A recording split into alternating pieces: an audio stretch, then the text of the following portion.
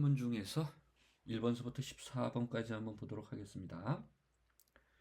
소비 이론에 관한 설명 중 옳지 않게 연결된 것은 절대소득가설, 현재 소득의 절대적인 크기에만 영향을 받는다. 상대소득가설, 다른 사람하고 비교를 하는 겁니다.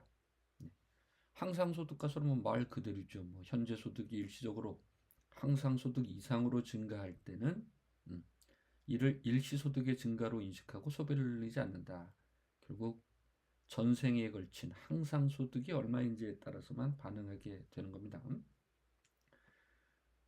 4번 생애소득가설 소비가 과거소득의 영향을 받으므로 소득이 증가함에 따라 한 번 높아진 소비 수준은 소득이 감소하더라도 줄이기가 어렵다. 이건 아니죠. 그죠? 소비의 평탄화를 얘기해야 되니까 라이프 사이클은 꾸준하게 소득이 증가하던 감소하던 전 생애에 얼마나 벌게 될지를 생각하면서 평탄하게 하는 겁니다. 4번은 옳지 않고 소비 이론에 관한 설명 중 옳은 것은 케인즈에서는 이자율은 등장하지 않죠. 이자율 등장하지 않습니다.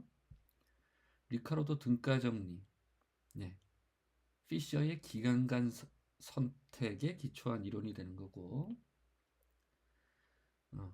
케인즈 소비 이론은 소비 평탄화를 강조하지 않습니다. 소비 평탄화는 모딜리아니, 브람버그, 엔도, 생애주기 가설이라든가 항상소득 가설 거기서 이제 갖고 오는 거고요.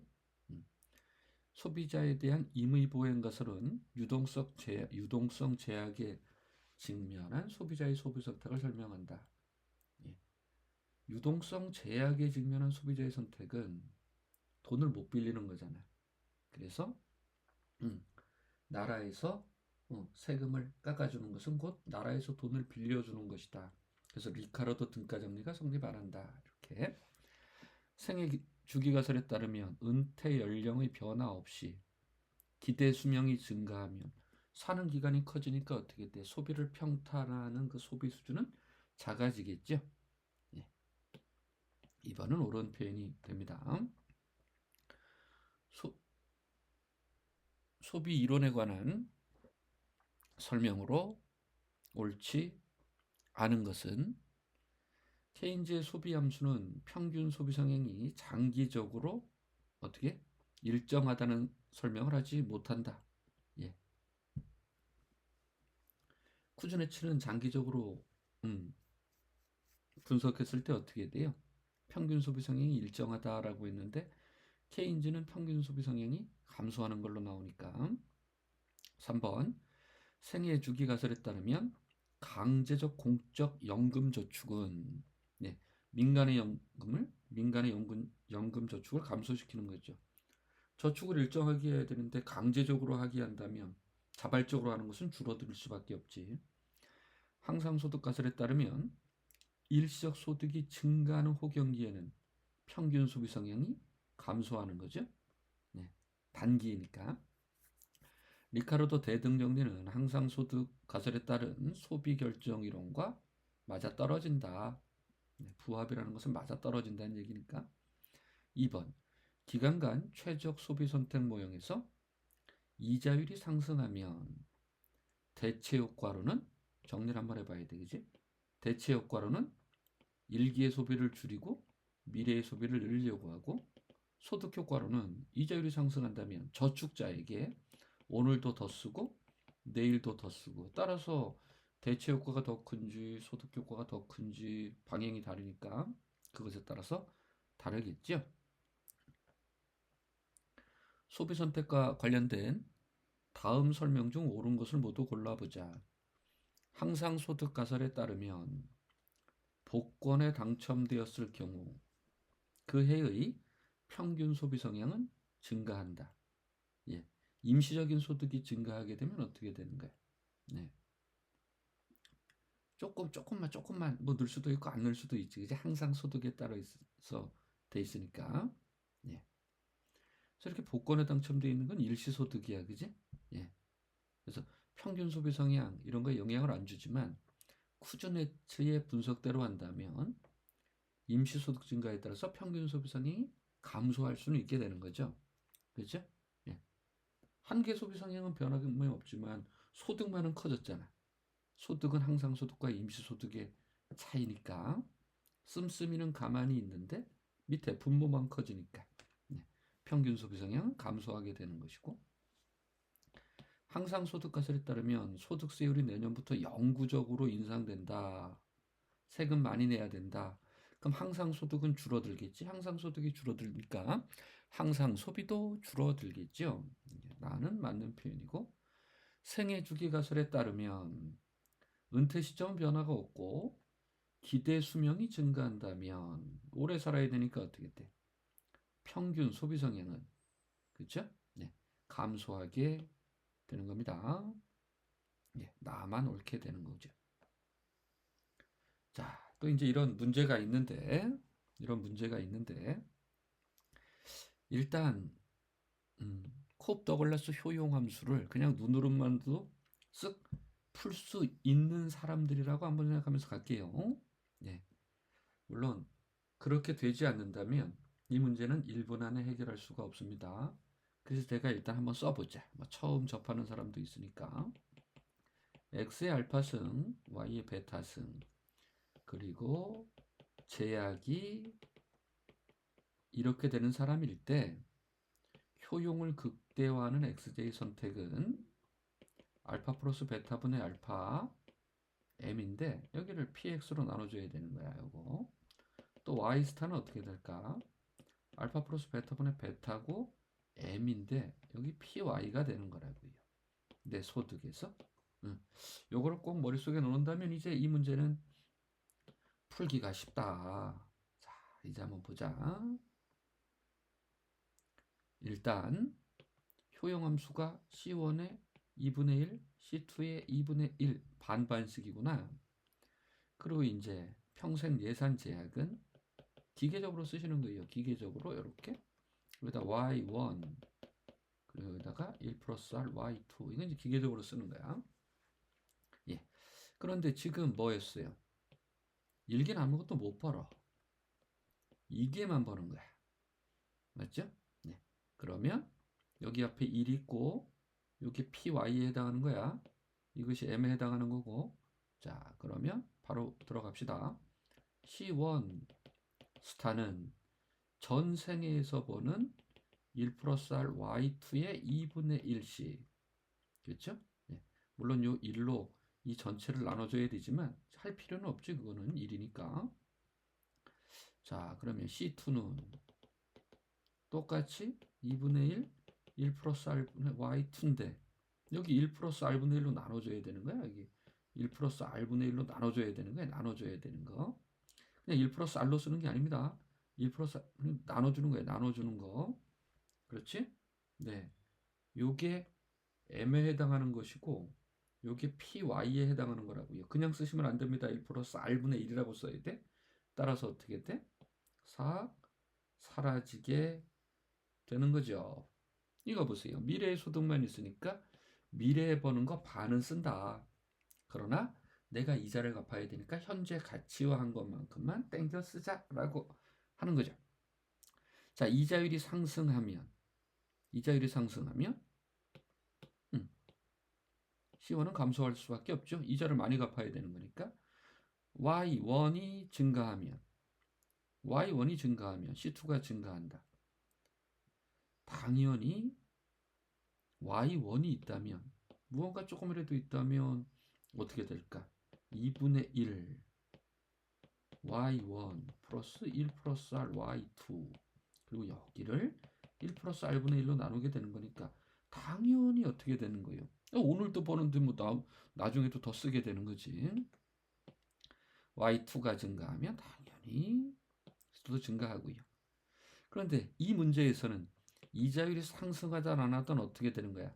미래에 쓰는 금액은 미래 소득의 절반이라는 걸로 정해져 있습니다. 소비 이론에 대한 설명으로 옳은 것은 생애소득 가설에 의하면 총 인구 중 중장년층의 인구 비중이 높아지면 더 많이 저축을 하겠죠. 네, 더 많은 저축을 하게 되는 겁니다. 이건 뭐 너무나 쉬운 거니까. 또 소비 함수에 관한 설명으로 옳지 않은 것은, 예, 케인즈는 지금 소득이 중요하다고 봤어요. 그렇죠? 항상소득 가설에 의하면 일시적 소득 증가보다는 항상적인 소득 증가가 소비의 변화를 초래하는 거고, 평생 소득 가설에 의하면 연령 계층에 따라 소비 성향이 다르다. 어릴 때, 한참 일할 때, 퇴직할 때.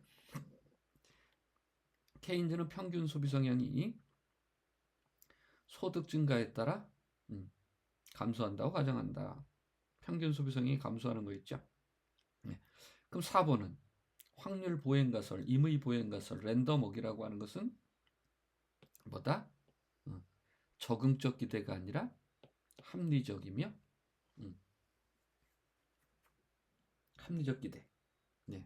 합리적 기대를 가정한다.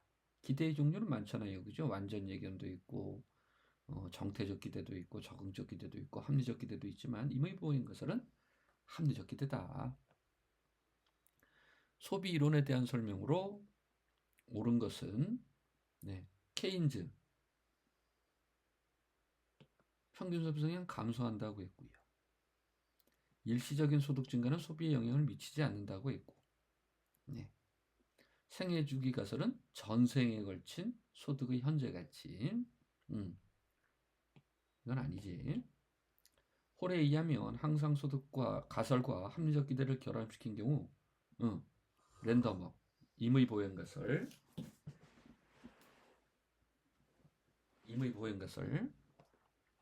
항상 소득 가설에 대한 설명으로 옳은 것만을 모두 골라보자. 항상 소득이니까 항상 소득에만 영향을 받게 되는 것이고, 로또 당첨은 저축에 영향을 주지 않는다. 로또가 당첨되면 어떻게 되는 거야? 더 쓸 생각을 안 하는 거지, 그지? 저축에 영향을 주겠죠. 예. 소비자의 실제 소득은 항상 소득과 일시소득의 합이다.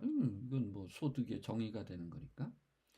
경기 호황기에 항상 소득은 증가하는 것이 아니고 임시 소득이 또는 일시 소득이 증가하는 거죠. 기억하고 디귿. 매기 양의 소득을 얻는 소비자 A는 두 기간에 걸쳐 최적 소비 선택을 한다. 자, 처음에 이 원론에서 이런 걸 하는 것은 조금 어렵지만 여기 경우 1 이건 바로 그렇죠? 네. 또는 세이빙 모든 이자율이 동일하다는 얘기라고요. 그런데 이제 두 번째 경우는 어떻게 되는 거야? 돈을 빌릴 때는 이자율이 높고 저축할 때는 이자율이 낮아요. 그렇죠? 그래가지고 제가 여기다 그냥 약식으로만 한번 해볼게요. 첫 번째 같은 경우에는 예산 제약이 이렇게 직선으로 나타나는 거야. 언제? 처분 가능 소득과 미래의 처분 가능 소득이 있을 때. 저는 그냥 처분 가능 소득이라고 할게요. 세금을 뺄 수도 있으니까. 그러나 이 경우에는 저축을 할 때는 이자율이 낮고 돈을 빌릴 때는 이자율이 높게 되는 거야. 네, 요거만 일단 기억하자고요. 예. 이랬을 때 옳지 않은 것을 찾는 겁니다. 옳지 않은 것을 찾는 거예요. 자, 경우 2 빨간 예산서는 어떻게 되는 거야? 파란 예산서보다 작지요? 맞습니다. 매기 소득과 소비가 일치한다면 오늘 버는 거, 내일 버는 거, 오늘 쓰고 내일 쓴다 이러면 결과는 다 똑같습니다. 2번도 맞고요. 경우 1에서 차입하고 있다면 그렇지? 경우 1에서 경우 2, 5의 이자율 변화가 일기 소비의 소득 효과와 대체 효과의 방향은 같다. 자, 지금 차입을 하는 것은 어떻게 되는 거야? 차입을 한다.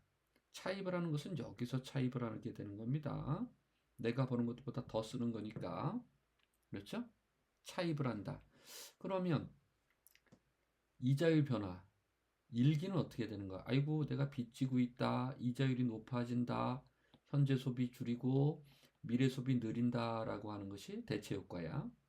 하지만 차입자에게 이자율이 높으면 어떻게 돼? 1기도 줄이고 2기도 줄이는 대체 효과가 발생한다고요. 자, 무조건 같이 다 줄죠? 같은 방향으로. 3번도 옳은 표현입니다. 네. 이래서 1기에 저축을 하고 있다면 그럼 여기서 이렇게 효용을 극대화하는 거지. 네. 그러면 예산선이 빨간선으로 변하면 어떻게 될까요? 절대 차입은 할 수가 없습니다. 5번도 맞는 얘기죠. 예. 1기에서 저축하고 있다면 이자율이 하락하면 어떻게 될까요? 저축하고 있는 사람에게 이자율이 하락하게 된다면 1기 소비를 늘리고 2기 소비를 줄이려고 하는 대체 효과, 또 저축자에게 이자율이 낮아지니 오늘도 줄이고 내일도 줄이려는 소득 효과가 발생한다고요. 예. 그러면 1기 소비에 미치는 소득 효과와 대체 효과는 반대 방향이라는 것. 네. 4번은 옳지 않습니다. 두 기간 생존하는 A와 B로 구성된 가상의 경제에서 저희가 앞에서도 했었지요. 그렇죠? 네. 근데 A라는 사람도 있고 B라는 사람도 있는 거야. 예. 일단 효용함수는 동일하니까 이렇게 한번 놓고요. 그렇죠? 네. 그러면 이제 제가 여기 파란 선으로 A를 먼저 한번 해볼게요. A를 자 기계적으로 하는 겁니다. C1 1 플러스 R C2 1기에만 소득이 200, 2기에는 소득이 없습니다. 자, 그럼 바로 들어갈게요. C1 스타 여기 1이 있고 반반씩이니까 100 이렇게 네. 맞죠? 네. 그런데 이제 이번엔 이렇게 한번 써볼까? 1 플러스 R 곱하기 C2 그렇죠? 예. 그런데 요 놈을 어떻게 하는 거예요? 요 놈을 어떻게 하는 거예요? 반으로 나누는 거지, 그지? 예. 그래서 배 이런 식으로. 이거 보세요. 요 놈을 요쪽으로 가게 될 때는 어떻게 돼? 요쪽으로 할 때. 1 플러스 R이 곱해지는 겁니다. 1 플러스 R이 곱해지는 거예요. 그래서 제가 한번 써볼까요? C2 스타는 100, 1 플러스 R. 왜? 내가 200의 현재 소득이 있는데 현재는 100만 쓰는 거야. 100은 저축하는 거지. 예. 이자율에 따라서 원금과 이자율이 발생하는 겁니다. 자, 그런데 이걸 기계적으로 풀을 땐 이렇게 하는 거지. C2 스타는 맞죠? 네. 200의 반은 어떻게 되는 거야? 100이 되는 거고. 이 밑에 뭐가 붙는다고요? 이 밑에 이게 붙어야 되는 겁니다. 1 플러스 R이 붙는 것이 아니고. 하겠습니다. 자, 이렇게. 그래서 이거 항상 주의해야 돼. 주의해야 됩니다. 밑으로 와야 된다는 거예요. PY에 해당하는 것이. 자, 그런데 중요한 건 이 A라고 하는 사람은 1기에만 소득 200이 들어오는데 100만 쓴다고 했으니까 100은 저축하는 거죠. 근데 그 100을 누가 빌려가느냐? 빌려갈 사람이 있어야지 이제 대차 관계가 맞는 겁니다. 자, 그래서 이제 이번에는 녹색으로 녹색으로 일단 A가 B에게 100 단위를 빌려준다 이렇게 해놓고 그렇죠? 예. 그리고 나서 이제 녹색으로 B라는 사람과 한번 풀어볼게요. B라는 사람은 어떻게 해야 되는가요? C1 플러스 1 플러스 R C2 하고 1기에 40 그리고 2기에 300을 얻는다고 했으니까 네, 빨간 걸로 해볼게요. C1 스타는 요거의 반이야 반. 앞에 1이 있으니까 1로 나눠도 뭐 어차피 1이잖아요. 그럼 20 플러스 1 플러스 R에 150이 돼야 되는 거지. 그런데 여기서 이 사람은 지금 40을 얻고 있고 그렇죠? 40을 얻고 있고 또 저 사람이 빌려준 걸 땡겨와가지고 이제 써야 되는 거지, 그지? 땡겨와서 써야 되는 겁니다. 그럼 100을 뭐 빌려야 되는 거지. 예.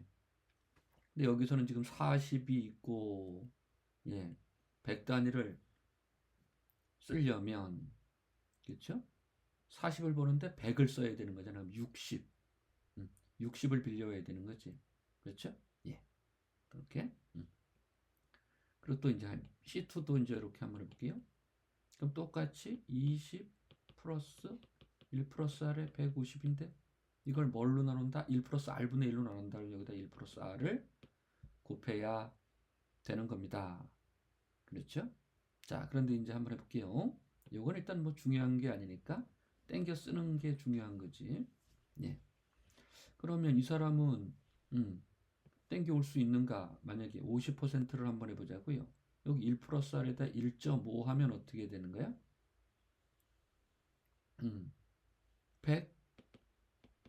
120이 되는 거죠. 120. 120이면 어떻게 되는 거야? 자신은 40을 했고 80을 빌려온다는 얘기지. 80. 적게 빌리려고 하네요. 그렇죠? 저 A라는 사람은 100을 빌려주려고 하는데 80을 빌려간다고 하니까 어떻게 되는 거야? 이자율은 떨어지게 되는 겁니다. 그래서 1번은 아니야. 그러면 이번에는 1.25. 그죠? 25% 1.25로 나눠보자. 1.25. 150을 1.25로 나누면 어떻게 되나요? 암산도 빨리빨리 해봐야 되는데 저희 이제 뭐 나이를 먹어가지고 잘 안 돼요. 네. 150 나누기 1.25는 아이고 계산기도 못 두드리겠네. 150 나누기 1.25는 120이 되는 거죠. 120. 네. 여기 이제 120이 되는 거야. 따라서 140이 되는 거지. 자실 1번 40에다가 100을 땡겨오게 되는 거죠. 네. 이렇게 해결하면 됩니다.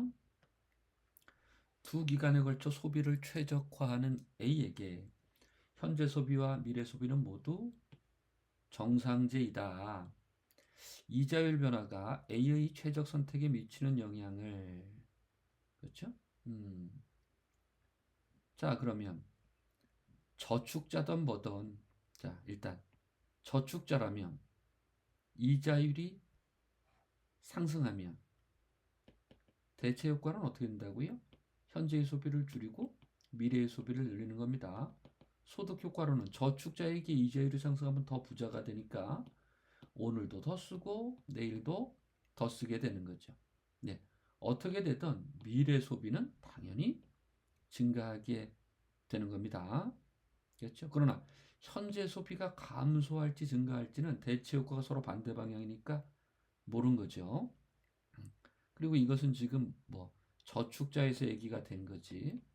근데 만약에 차입자라고 한번 해볼게요. 돈을 빌려 쓰는 차입자다. 이자율이 상승하면 역시 기회비용이 커지니까 대체 효과로는 지금 소비를 줄이고 미래의 소비를 늘리려고 할 거예요. 근데 소득 효과로는 빚을 지고 있는데 이자율이 상승하면 어떻게 되나요? 이자율이 상승하면 더 많이 갚아야 되니까 어떻게 되는 거야? 오늘도 줄이고 내일도 줄여야 한다고요. 그렇죠? 그럼 이자율 상승 시 어떻게 되는 거야? 미래 소비가 어떻게 될지는 몰라, 그지? 대체 효과 소득 효과 반대 방향이니까 예, 이자율이 상승할 때죠. 그런데 분명히 이자율이 상승할 때 현재 소비만큼은 감소하겠지. 예. 따라서 차입자라면 어떻게 돼? 네.